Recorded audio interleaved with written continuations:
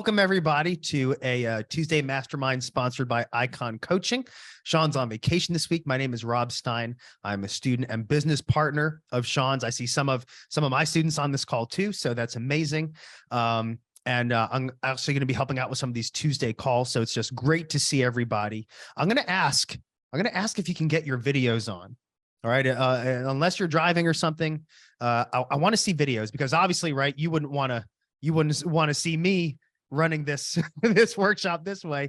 And it's also going to make sure that you're more engaged, right? It's going to make sure that you can't be, messing around on your email or being distracted. Okay. You're going to get more out of it when this remains as interactive as possible. So I want to see cameras on, eyes dialed in, engaged to what we're doing, because if you're here, there's probably something about your business that you're trying to improve. Or at least you want to come here, even if you just want to come here to absorb the information. I guarantee you, if the video's on and you're really very engaged, you are going to absorb a lot more than if the video is off and you're not holding yourself as accountable. So let's make sure we get those videos on and you're engaged. So again, my name is Rob Stein. I'm a realtor, team leader, and real estate educator based in Austin, Texas. Some of you have seen me already because I've been on here a few times, but Sean has been my coach for many years, and most recently we partnered together. I've created an incredible course that we've partnered on, helping agents launch their careers. And it's really just a pleasure to be here and offer, some assistance. So I know that the purpose of these calls is always for everyone who comes here to be able to walk away saying, man, that was just an 11 out of 10. I got a lot of value out of that. I came with these questions. I'm leaving with more value. And, I have a master's degree in education. I have over 25 years experience teaching and consulting at the highest level. I do sales and mindset coaching for all sorts of companies, mindset coaching for some of the top performing arts organizations in the world. So mindset is definitely something I bring to the table. So what I'd first like to do, because I see some of my students on here, they'll tell you I have no problem talking all day. So I can fill some space if I need to, right? I see Michelle, I see Brian, who has actually worked through Earth to orbit pretty much more than anyone. He's like almost all the way through, if not all the way through, I think. And so I want to say welcome and let me know, what can we talk about today that is going to allow you to leave saying, man, that was just 12 out of 10. That was awesome. It can be anything. All right. It can be an aspect of mindset that you're struggling with. It can be a negotiation thing. It could be a lead generation thing. One of the agents on my mastermind a few weeks ago said, man, the market is heating up here again, and we're working with buyers in a hot market. How can I prep my buyers to know what to expect as we enter the boxing ring? And we got some good info, and he got 2 buyers under contract the next day. So those are the kind of questions I want you to formulate. Now, as you're thinking of those questions, and hopefully you got your pen and your notepad like I do, and you're writing them down, let's start out with a couple wins, because I know Sean always likes to start out with a win. So who had a win that you want to share? All right. It could be you got your first appointment, you had a closing, right? You conquered some aspect of your business. Who's going to unmute themselves and share a win that you've had in the past week?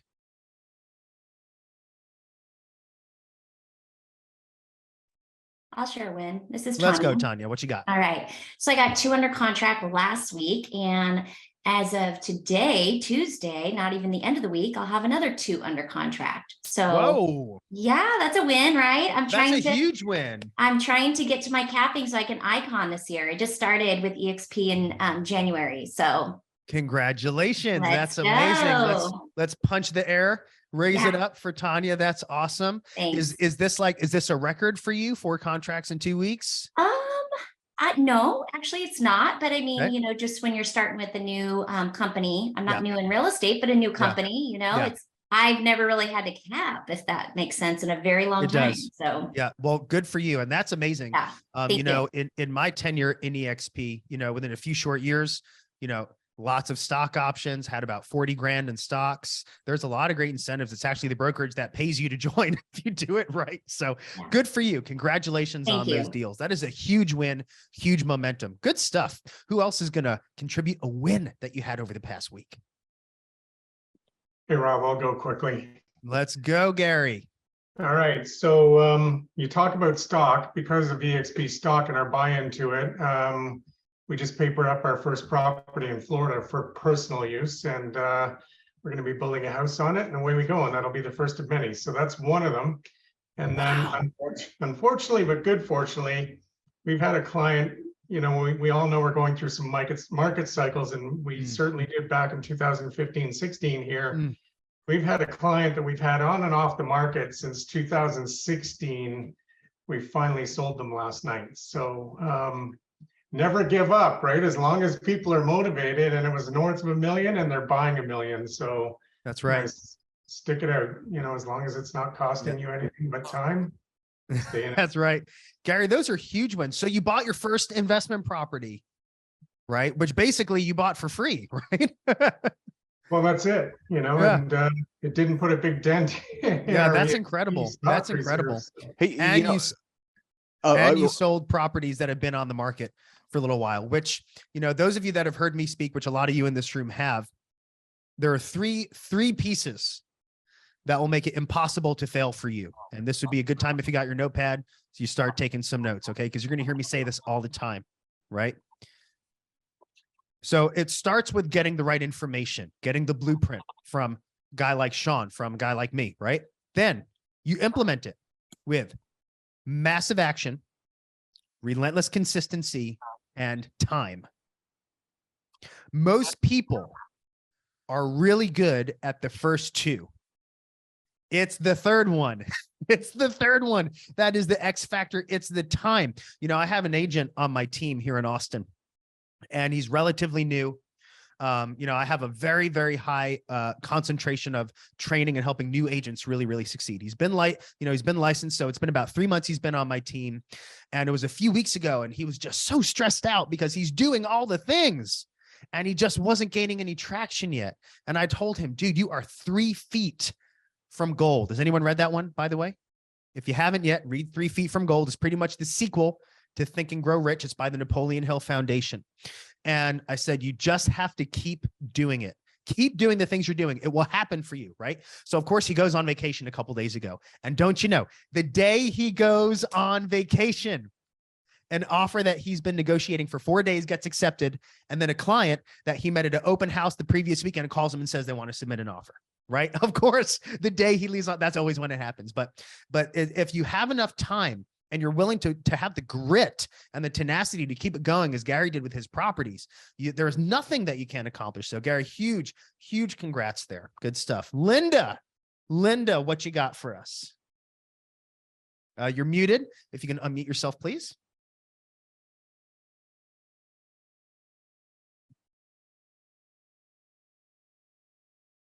There we go. So I had a listing appointment Friday morning, a listing appointment Friday afternoon, went under contract this morning on a property and going under contract after we get off this call on a property.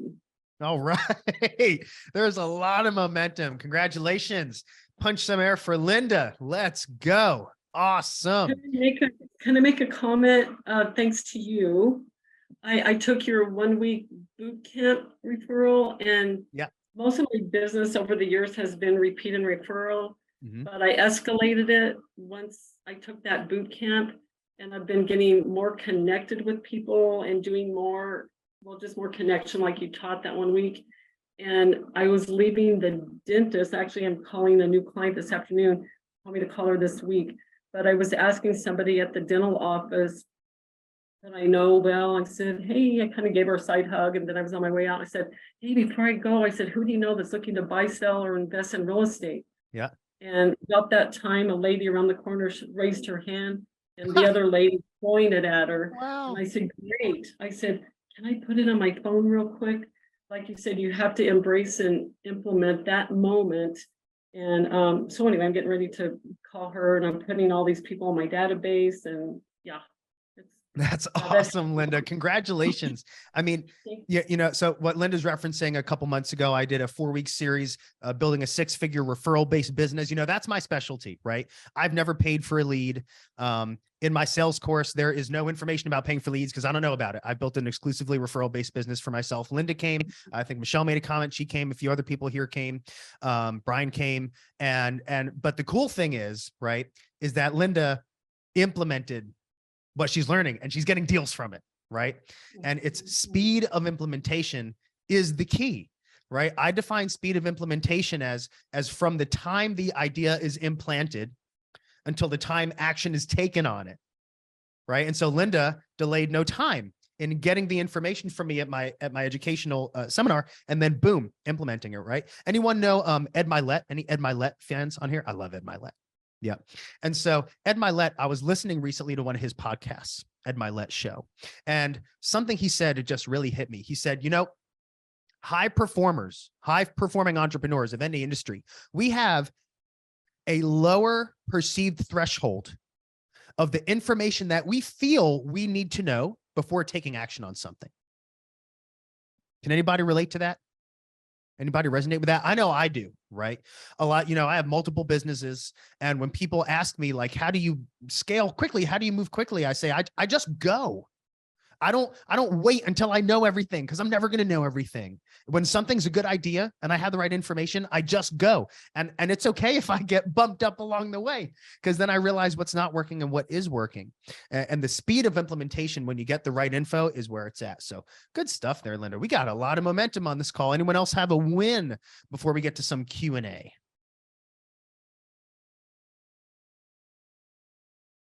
All right, good deal. Great stuff. Thomas, welcome. Good to see you. Thanks for coming on today. So let's go ahead and get started. Remember, if your videos aren't on, I'd love to see those videos on so you can be as interactive as possible, right? Gary making a comment. Yeah, past experiences, reflection, right? High performers have high degrees of accountability. Raise your hand live or virtually if you feel that you have high degrees of accountability. You have to. Right? That's the thing, is high performers have no problem holding themselves accountable. It's the low performers that say, oh, stop picking on me. Stop making me feel bad, right? Stop being so critical. You know, I've had agents come and go on my team that, you know, anyone that interviews on my team, it's a 5-step process. It takes a long time. And then they have a 90-day trial. Everybody does, because the reality is everyone says, I want to be held accountable. Highly. But once you actually start holding them accountable, some people are like, I don't want that. I literally had an agent tell me, Rob, if we're going to get on a coaching call and you're just going to talk about accountability, I'm not really into it. And I was like, okay, then you're off my team. Right?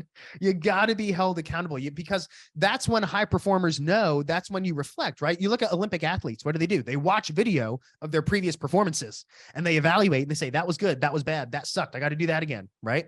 So when you evaluate, like Gary's talking about, what's going on in the past and how you can utilize that to learn for the future, that's a great high performing characteristic. All right. So does anyone have a question, something that you want to work on mentally with your mindset, or you have a deal going on, or a lead generation question, right? Something that we can really help you move the needle to new money, move the needle in the right direction today. You know, Rob, if I could jump in, I have a reminder for everybody, I guess, a reminder for myself too. But over the last week, I have been going through the bank account, business bank account, personal bank accounts, all that stuff, looking for expenses that pile up. And I think everyone here has probably heard the word lifestyle creep, right? And that's something that we all need to remind ourselves and probably remind each other about. And so this would be my reminder for everybody. You know, if you haven't done it in a while, right? We're coming into the new sales season. Things are starting to kind of pick up. We're still kind of in that winter period. So this is probably a good time, if you haven't done it yet, go through and look at what you're spending. Look at, especially, you know, in today's economy, everything is like service-based, right? You sign up and you add services X, Y, Z, and the whole 9 yards. It is so easy to forget that you are paying for things. And, you know, it's, I mean, I think my mother would say that, you know, you end up dying by 1,000 tiny cuts, right? You know, because each one of those is like $10, $20, $30, you know, and it is so easy to forget that you sign up for those. You get that recurring billing, and it just adds over time. So that's something I've been doing, and I'll tell you, the stuff that we miss is insane. So just a reminder for everybody, you know, in today's audience. We can hit on that. We can hit on some business planning, bank structure things if y'all want this time of year. But does anyone have any, again, mindset, transactional stuff, lead generation stuff? Linda, what you got? Yeah, so I have a seller. We recently adjusted their price. However, I know they need to sell and they want to sell, but I'm not sure what else to do them. Sean has helped me. He's my coach, and I've had past coaching. I've tried everything I could think of with my training, and I don't know what else to do for them. Yeah. So it's a listing that's not selling. Yes. Is that the deal? All right. Yes, we've had 2 showings in 3.5 weeks. They did go up north to the Denver area to look at homes Friday. I didn't hear any exciting news from them, but I'm going to call them today as well. And, you know, just approach that positively and trust that they sell on how long has it been on the market? 3.5 weeks. And we've had all right. Is that a long time in your market? It is for me, but no, not for our market. It's taking anywhere from 2.5 to 3.5 months if it's priced competitively. If it's priced too high, it can be on the market 8, 9, 10 months. Is it? I mean, you're a good agent, but ultimately we have to obey the wishes of our clients. Is it priced appropriately? Okay, so the showings that we've had have been out of the Pueblo area. So the further north you go up, like Springs and Denver, they've, especially Springs, I think both of them were for Springs. They said they thought it was priced well. It has solar, yada, yada, yada. But I know consistently in our area, a lot of agents will say on some and most listings, it's priced too high. But if I can get somebody from up north, it always appraises because usually the appraisers up north too. Okay. Now it has solar, you said. It does have solar. Is the solar paid off? It will be at closing, and it was a referral again from you. I saw somebody in the public at the mall, and anyway, it was somebody I knew, and we got reacquainted again. And I said, hey, you know, I think it was Happy Valentine's Day. I said, hey, before I go, I got to ask you, who do you know? And she actually said this lady, and I went over there 2 times. And anyway, I was the agent. It expired last year because it was way too high. So now I'm the second agent, but I want to give them success. They were going to replace the carpet, but I got my amazing carpet cleaner over there, and the carpet looks amazing now. But what is, I'll ask you a couple more questions about the solar, and then I want to pull some pictures up. We can make a little case study out of it. Sound good? All right. So for the solar, it's going to be paid off. Is all of the information about the solar panels in the MLS? How energy efficient the home is because of it, and how much it will be a month. Yes. I mean, the information about the panels itself. How much did it cost originally? How many panels are there? The fact that it's going to be paid off, for all those details in there. No, but I can get all that. Yeah. So I can tell you in my experience, I have, you know, bought and sold properties with solar panels. Solar, anyone else ever have solar experience? A little bit. Okay.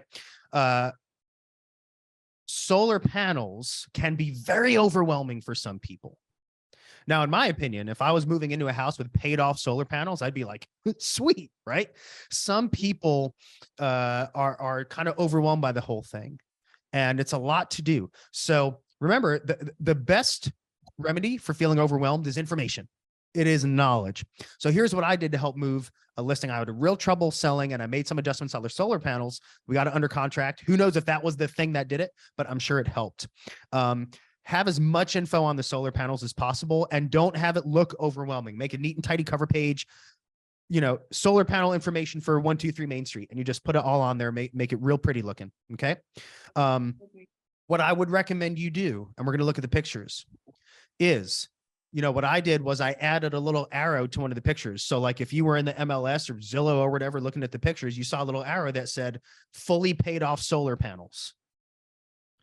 So people could even look at the picture and say, oh, those are fully paid off. I would recommend you do something like that, so that people just looking at a picture can say, wow, look at that. right? Fully paid off solar panels like that. Because sometimes people might even look at solar panels, and that could be a deal breaker if they don't have all the information. So I think doing something with the pictures and marketing it a little more clearly to the benefits the solar panels can bring, or even just an arrow pointing, save X amount of month with these fully paid off solar panels, could be very beneficial as a benefit, right? Remember, gang, we want to highlight the benefits, not necessarily the features. So the benefit would be saving X amount per month because of these fully paid off solar panels. Then you combine a little benefit and a feature together. So let's go ahead and look at the address. What is the address? Let me ask you a question. I'm thinking I can check with the photographer that did the drone pictures, because I don't know if he took a picture of the solar panels on the roof when he did that. I don't remember seeing. Yeah, I mean, you can even probably take a front exterior or a rear exterior or something too. Okay, and just get part of the solar panels. Yeah. Okay. And then the views, that's a huge thing that people have been mentioning. The views are breathtaking.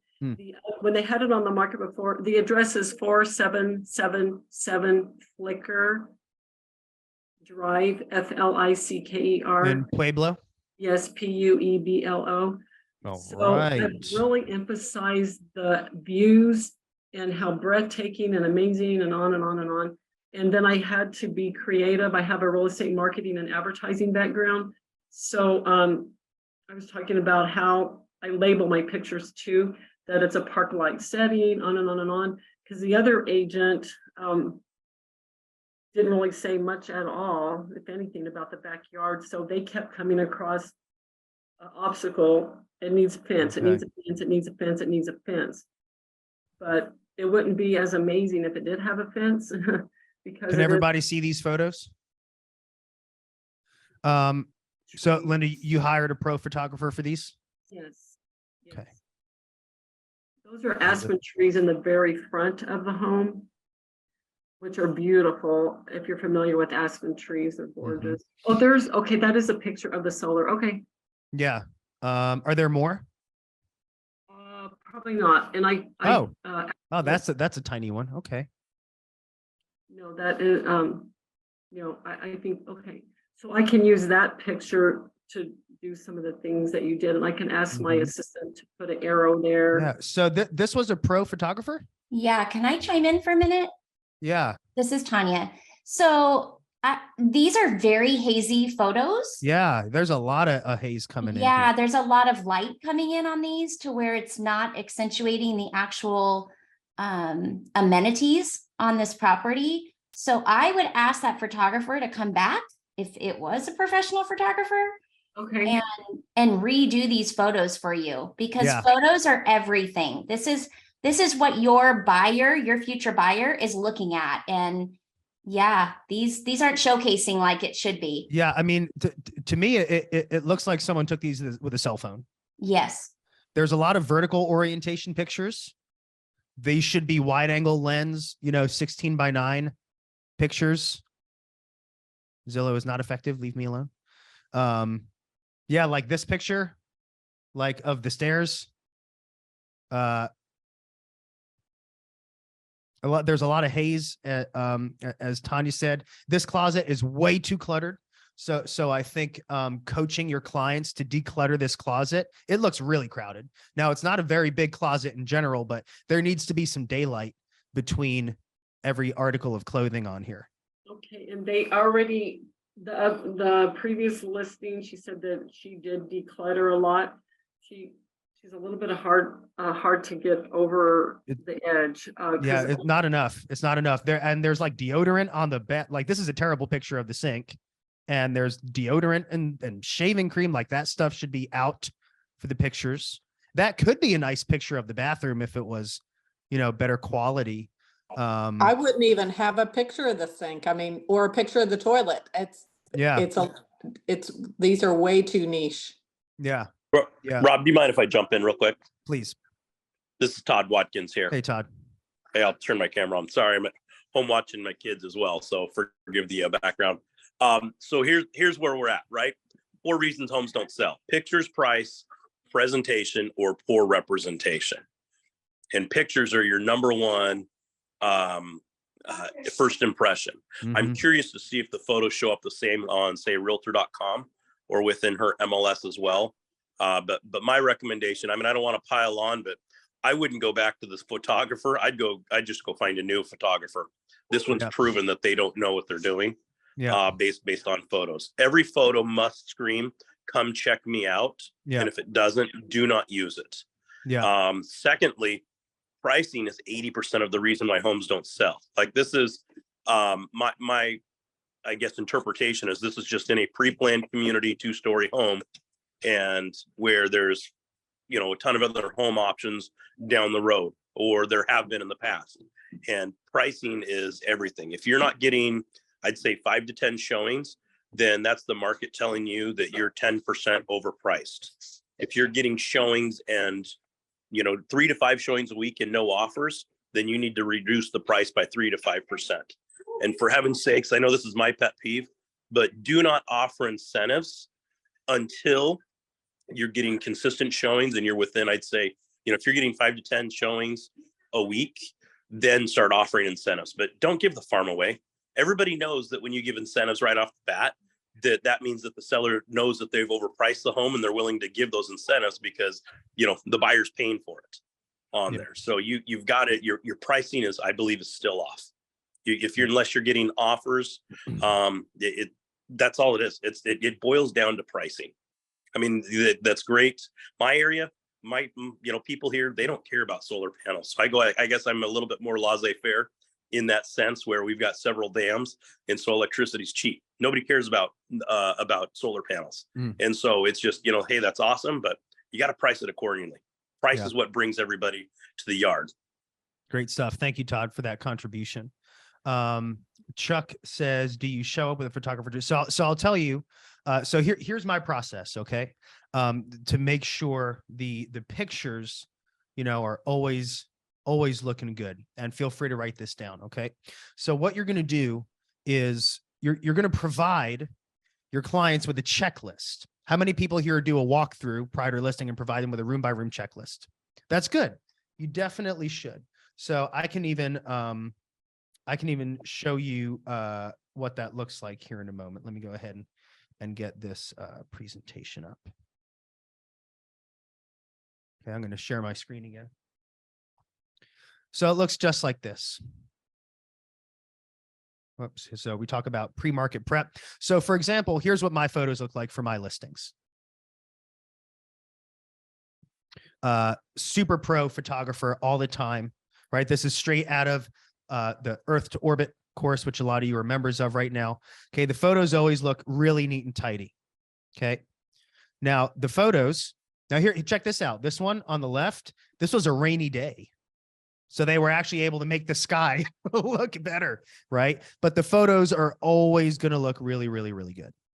Okay. You want to put those photos on a beautiful custom website. Ideally, and there's a lot of places that do this, gang.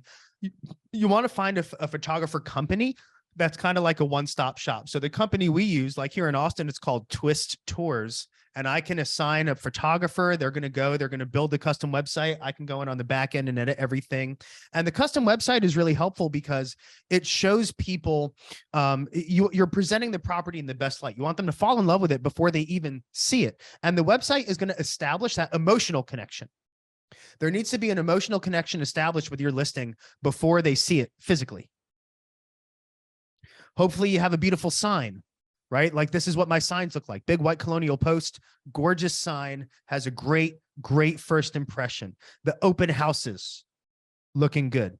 Now, when we start with pre-market prep, right, we have an example of like what it looks like as you get to the timeline of getting ready to market the property.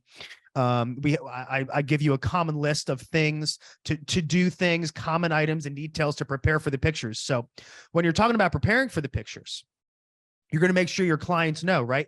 Like pet items should be put out of sight, exterior power washing. So, Linda, one of those things, like you tell your clients, hey, I'm aware of the fact that you're living in the house, but when we're getting pictures done or when you have a showing, the property should really always be like 15 to 20 minutes out of being showing ready. Put the deodorant and the toothpaste down, put the pots and pans away, put the toaster in the cabinet, right? And now we're ready to go. Now, first thing you do is you give them a list that looks just like this. And you can see I have each room, the kitchen, the living room. You can see that decluttering, paint touch-ups are part of like every single little box that you want to check there. And you give them that list. You do this after you have, of course, the listing representation agreement signed, the exclusive listing representation agreement is signed, and then you're going to give them this list. Now, depending on how long the initial listing consultation is, you might make this little list and then send it to them, or sometimes I might say, okay, now let's schedule an appointment for the next few days for me to come back and create this list for you. You write it down, or you have your iPad, however you do it, you go home, you put it in the template, and boom, you send it over. Now, when you look at the calendar, you're going to see final walkthrough, deep clean photos. Final walkthrough, deep clean photos. Now, the final walkthrough that's you doing the final walkthrough with your client. And you go in there with the eyes of a buyer and a buyer agent saying, is this house ready for photos? And you do not book the photographer because you pay the photographer, right? You do not book the photographer until you have given your stamp of approval, okay? That is when you give the thumbs up for the photos, because sometimes, and this might be the case with Linda's listing here. And Linda, first of all, can we all applaud Linda for like being willing to share her listing? Because this is a great case study, isn't it? This is awesome, okay? So because sometimes the client will be like, yep, it's ready to go. And you're going to walk in the house and be like, no, it's not. You're hysterical, right? Now, of course, you wouldn't laugh in their face. You would say, okay, hey, this looks really good. There's going to be one or two things I'm going to ask you to do to take it up a notch, because, we want to make sure those pictures look so good so we can get this home sold as quickly as possible, because that is what you want, isn't it? Right? You put that downswing at the end of the sentence. I'm going to prompt them to say yes. So you do the final walkthrough. If there are still things to do and it can't be done at that moment, like there's still some cleaning to do or something like that, you say, okay, I'm going to come back tomorrow and I'll just do another quick walkthrough. But you don't schedule the photos until you know it looks good. Now, I can tell you personally, I have never showed up for a photo session because I know my photographers are great and I know the pictures are going to look good. And I've already done the final walkthrough. I've already done it, right? So I know for sure, that the photos are going to look really good. And the photographer always makes sure they look good. Then, preferably the morning of or the day before the pictures, that's when the deep cleaning crew comes in. And if the owner says, oh no, I'll clean it myself. Here's an easy one. Some people are really still freaked out about the pandemic, and it's really nice to be able to market that this was like professionally cleaned and disinfected prior to showing, which it is, by the way, and some people are. So you get the professional cleaning, then the photos. And then you make sure your clients know what they need to do to get it showing ready. So you're going to get that showing notification coming through, and you want the house to be 15 to 20 minutes out of showing, because maybe, some of the showings, Linda, that they've had, again, if I'm a buyer or a buyer agent and there's clothes laying around, there's deodorant over there, the pots and pans are out for making breakfast, like we're not presenting it in the best light. And so you want to coach your clients on how to make sure it is showing right now. Sometimes it's a pain in the butt. I'll tell you right now, I have a listing in Hutto, Texas. It's been on the market a little while because it's a big, big house, and not many people like big, big houses. So we're waiting, like Gary, we're just waiting for the right buyer to come along. And the owner is out of the house, but his son is living there. His son is living there. And so his son is like a 20-year-old dude that works at Tesla for like 16 hours a day. And I have to make sure every time there's a showing request, I send him a message. Hey, we have a showing tomorrow. Make sure it's clean. Make sure your underwear is not laying in the bathroom, because that happened once before, right? Like these are the types of things you may have to do sometime. But I think, Linda, I think we're all in agreement. Great quality photos. Okay. Declutter the closet, declutter the bathroom. I think you could get away with half of the photos that you had. Better quality photos on a website is going to be really, really helpful. Now, another thing you could do, who here is familiar with reverse prospecting? Anyone know what reverse prospecting is? I know in my MLS, I bet yours has it too. You can use the reverse prospecting tool. What that means is, for my listings and your listings, there's a reverse prospecting button in the MLS, which means every buyer agent that has a client and your property is in their portal because it fits their criteria, You can see the agent. You can't see the client, but you can see the agent. So for example, I can go on my MLS. Do you want me to show you? I'll show you right now, because this is a super cool tool. And if you don't use it, you're a fool. Okay, here we go. I'm going to share the screen again. All right. So I'm going to log into MLS. And let's go to my active listings. And I can see this one, right? So here's the property. And can you all see my screen here? Yeah. And I'm going to go down to reverse prospect down here. Reverse prospect. When I hit that button, check this out. I can now see every agent that has a client who has my listing in their portal. That means my listing checks their boxes. Might not be the perfect fit, but it is at least a contender for, look at all these agents that has a potential. 204 agents have a potential buyer for me. Once a week, I call. Now, here's someone I haven't called yet because this is a new one. Diana Proud with Avalar Austin Realty has a client. Look at this. They favorited the property. 2 people here marked it as a maybe fairly recently, but Diana has someone that favorited this property. So you know what I'm going to do when we hang up? I'm going to call Diana. I'm going to see if her buyer wants to schedule a showing. So another thing you could do, Linda, is you can look at reverse prospecting and see and call those agents, not text, not email, call them. You can also pull that email list and send an email blast out. If you're getting this email, you have a buyer that likes this house. It fits their criteria. It checks their boxes. Check out the virtual tour. It looks great. Here's my number. Do you want to schedule a showing? Right. So those are some things, some proactive outreach you can do in combination with the new marketing. I think it's going to look really good. Yep, I do use those tools already. Good. Yeah, and we have a short video clip that my assistant put together, and we have it on social medias. And yeah. So I think the marketing and the price need some evaluation for sure. It's a good area. I know Pueblo. We love Colorado. I think the marketing and the price, a little bit of adjusting can go a real long way here. If I could just, I don't know what to do with them as far as trying to get them to understand. I've done market updates for them on pricing. They still have their reason why they believe it's priced well. Well, you know what I would say to that is, well, let's review. Okay. Who can tell me when you're handling an objection, what is the very first thing you do always? Isolate it. Yep. Isolate it. Very good. Right. And as we're isolating it, the first thing we do is what? Agree and empathize. Right. Always. We never want to give our clients the impression that we are butting heads with them. Here's a pro tip for you to write down. Never say the word but. You can say and, or you just don't even use a conjunction, right? So you wouldn't say, hey, I understand that this is the price you want, but you wouldn't say that. So first you agree and empathize. Hey, Mr. Mrs. Seller, I completely understand that this is important to you and why you feel this is what the property is worth. And my job as your agent, now I'm about to completely disagree with them, but I didn't say the word but.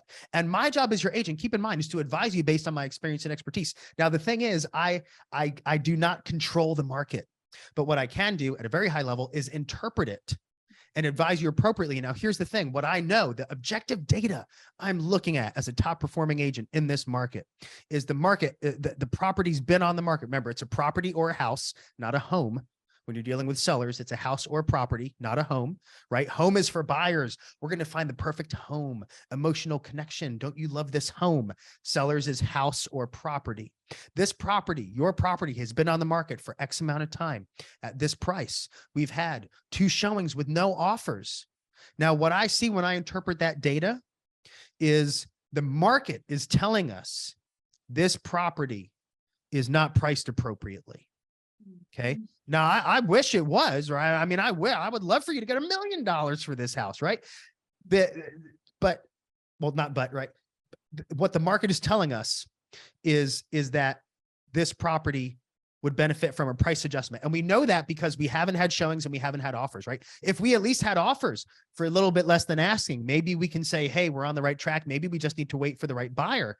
Yet, if we haven't had these showings, we haven't had offers, the market is telling us the house needs to, the price needs to be reduced. And I know that selling this house is important to you, isn't it? Rob, if I could jump in and let me apologize because I keep what I have heard, and I've had this drilled into my head, is adjust the price to match market expectations, right? And the words that what I've heard is, you never say we're going to lower the price. Never say that, because that lowers the value and it sets off a lot of negative emotional stuff. What I've always heard is we need to adjust the price to match market expectations, which is the same thing as lowering the price. Yeah. But. And, Tanya, just to give my opinion on that, but, however, yet, that being said, are all saying the same thing. They're all saying, I disagree with you. So we use and, or we just say, I understand that this is the price you want. My job, and you just, boom, you just go into the next sentence. Right? Cool. Todd, do you have something? I see your virtual hand up. Yes. I'm assuming everybody has showing time access through their MLS. I know it, anyways, within there, they actually have, you can run reports and break down the amount of showings that have happened over the last 90 days or different time periods in different price increments. And so one of the things that I like to do is use this data where you basically go in and just say, look, Mr. and Mrs. Seller, here's where our home's priced at $450. We've only had 3 showings, right? However, if we're priced at the 435, you can see this is where the market's bearing that there's been 25 showings in the last 30 days at this price point. So it helps give you data. You don't need to be the bad guy. Just let the market do the speaking for you. Show the comparable home sales that are out there and what's actually happening with the showings that are on. Yeah, let that be that and say, this is what I'm interpreting. Here's what I'm looking at.